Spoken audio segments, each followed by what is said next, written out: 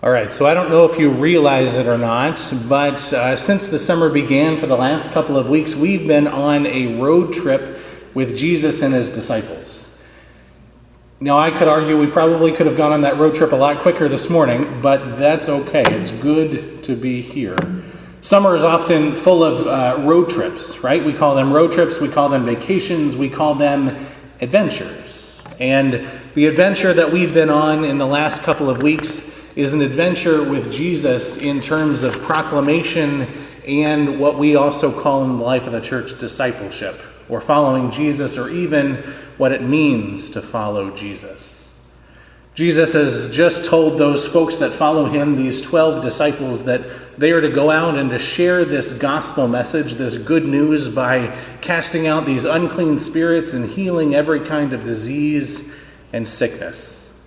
Now that's a pretty big mission for these folks, and what results is also pretty big in the life of the people that they encounter, right? These people that the disciples encounter get to experience healing and forgiveness and restoration and rejuvenation and wholeness. All of these things come out of the message that the disciples are to proclaim.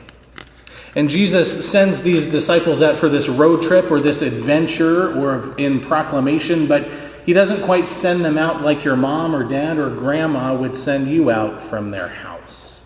I don't know about you, but my mom, my dad, my grandma, every time I leave them or left them, they would offer me some drinks or some snacks for the road, so that you could keep hydrated and sane for that drive that's ahead of you.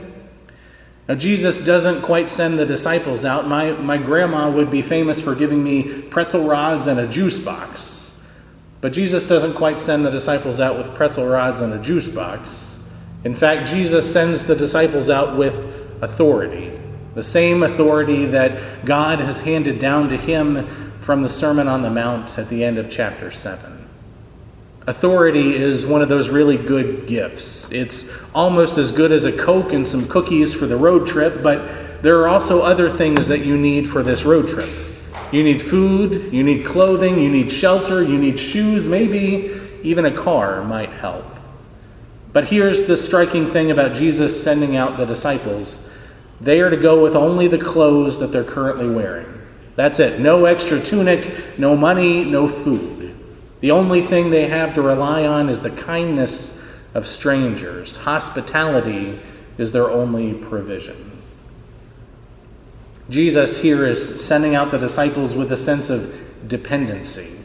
Don't bring stuff, don't weigh yourselves down, he says to them. Just present yourselves to the world as someone who is utterly dependent upon God and one another. Or as Martin Luther would say, present yourselves as beggars. But here's also the thing, though. I'm not supposed to be dependent. I'm supposed to be independent. We're supposed to get that good education so that we don't have to rely on others, but so that we can get the good jobs and earn the money that we're supposed to and have the nice car and the houses to live in and get ahead.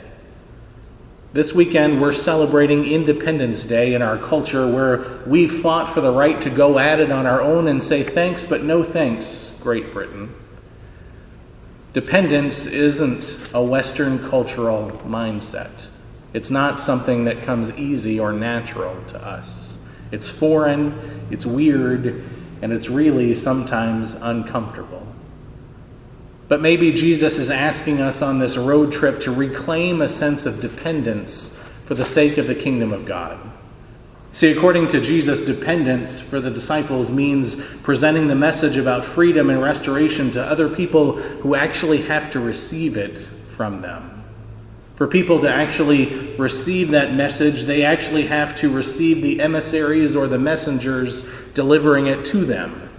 That's the disciples, and translated now in our day and age, that's us too. Dependence in the biblical sense, as Jesus talks about it in Matthew, is less about us and more about others. It's more about God than it is about us, but it's also more about other people than it is about us too. Dependence means vulnerability. It means getting over our own stuff or recognizing what our own stuff is that pushes us away from God and from one another so that we might actually risk being the disciples and the bearers of the good news of God's free love for the world. We are indeed dependent upon others, and I'll argue that people are also dependent on us too. Because as Jesus says this morning, whoever welcomes you welcomes me, and whoever welcomes me welcomes the one who sent me. This is what it means to be a disciple, to let ourselves be welcomed by others, but also for us to actually risk welcoming others too. See, in the ancient world, the messenger who delivers the message is in some sense the same as the person who sends the message. So welcoming and embracing the disciples means welcoming and embracing Christ. It's a tall order. It isn't always easy to do, but it is possible for us to do it. In fact, I know as a congregation here in this place, you all have done it. We talk about welcoming people all the time. Our culture talks about welcoming people, and there are any number of courses that will help you welcome people to your business or your home or your school, and yes, even your church. Being welcoming doesn't take rocket science, but it does take vulnerability and risk. See, being welcoming means that you have to be open to another person, and it means that you actually might have to see that other person who stands in front of you.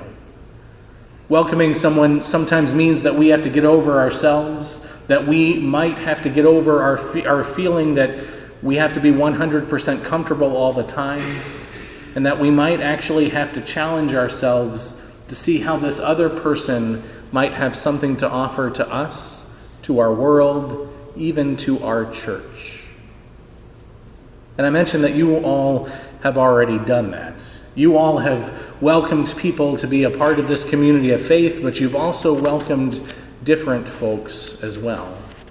This congregation has had a history of welcoming and rejoicing and celebrating, especially at this service with our brothers from Beacon Specialized Living Services in worship or in Peace Cafe. But you've also welcomed other folks like me into the life of this place. You've welcomed me into your homes. You've welcomed me into your hospital rooms. You've welcomed me into your circle groups here at church. And by doing that, you have welcomed what it means to have someone who views the world and who does ministry a little bit differently than a number of you might do in the full life of this place. That isn't insignificant, folks.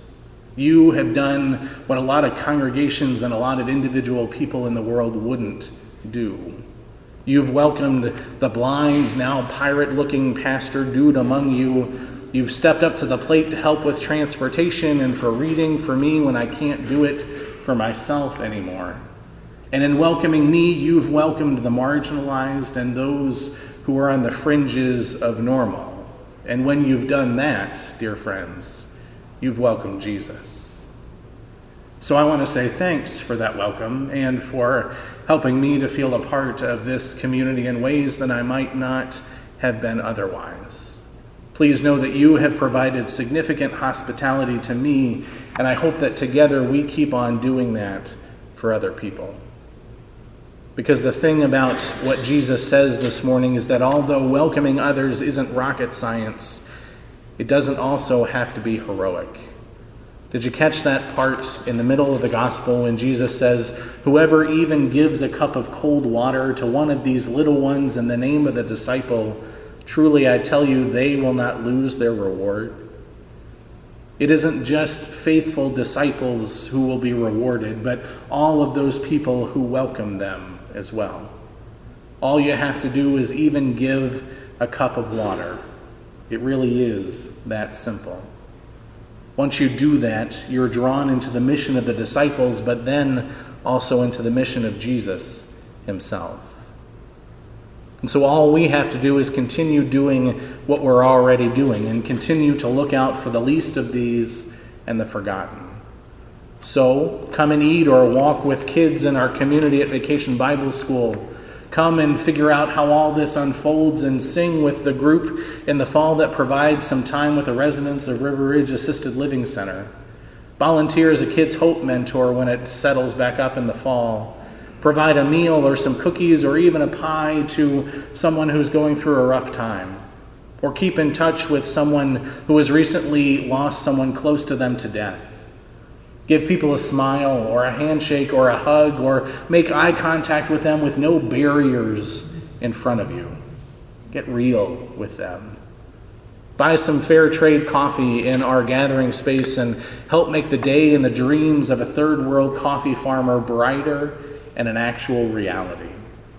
Pay it forward for someone else. Buy someone's lunch or coffee, or if you want to make an even bigger gift, help us to pay down our mortgage so that we can expand our outreach ministries in our congregation, or make a gift to the Mission Endowment Fund that has a lasting impact not only here in South Haven, but as folks go out into the world. See, this is all about reciprocal hospitality, and it asks us to think about the question, how are we going to meet God in the face of someone else? Or put differently, how is God going to change us through the experiences of the people that we're going to meet as we continue this road trip? I know that it means that we will probably find ourselves in a place of vulnerability, and it probably means that we'll feel a little bit uncomfortable as we travel this road. But that's the beauty of radical and reciprocal hospitality. It's not about us. It's about God and how God is bringing healing and wholeness and restoration and change to how we see God and how we see the world. Our road trip with the disciples through Matthew chapter 10 is drawing to a close, but our road trip as continued followers of Jesus is one that never ends. Keep on trucking, dear friends.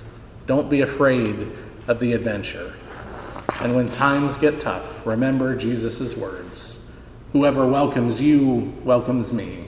Whoever welcomes me welcomes the one who sent me. And just a little bit earlier, lo, I will be with you to the end of the age. Amen.